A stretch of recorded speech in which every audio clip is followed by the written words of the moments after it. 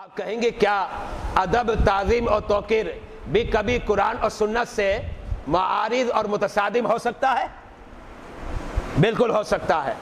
میں اسے واضح کر دوں۔ کوئی کہنے لگے میں ادب کی بنا پر نبی کو سجدہ کروں گا، ذرا توجہ رکھیے گا، اب سجدہ کرنا یہ بھی ادب میں شامل ہے۔ جب انسان کسی کے سے بہت پیار کرتا ہے، بڑی عقیدت رکھتا ہے اور محبت رکھتا ہے، اب انسان کیا کرتا ہے؟ انسان آگے بڑھتا جاتا ہے، بڑھتے بڑھتے بعض مرتبہ سجدہ کرنے لگ جاتا ہے۔ اب یہ سجدہ یہ ادب کے زمرے میں ہے، تعظیم اور توقیر کے زمرے میں ہے، لیکن قرآن اور سنت سے کیا ہے؟ متصادم ہے۔ جب قرآن اور سنت سے متصادم ہے، اس کا نتیجہ کیا نکلا؟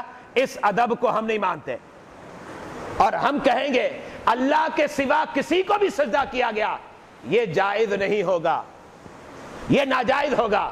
اب یہ بات آپ کے ذہن میں آ گئی ہوگی کہ ہر وہ ادب، ہر وہ تعظیم اور ہر وہ توقیر جو قرآن اور سنت سے متصادم نہیں ہے، اب اس کو ثابت کرنے کے لیے ہمیں قرآن اور سنت کی ضرورت نہیں، بلکہ ادب اور تعظیم کے دائرے اور سرکل میں آتا ہے، بس ہم اس پر عمل کریں گے، ہم اس پر عمل کریں گے۔ اور اس کی واضح دلیل میں نے حضرت سیدنا ابو ایوب انصاری کی جو دو راتیں تھی، جو ادب کا اظہار ہو رہا تھا، تعظیم اور توقیر کا اظہار ہو رہا تھا، اس کی مثالیں میں نے آپ کے سامنے پیش کر دی۔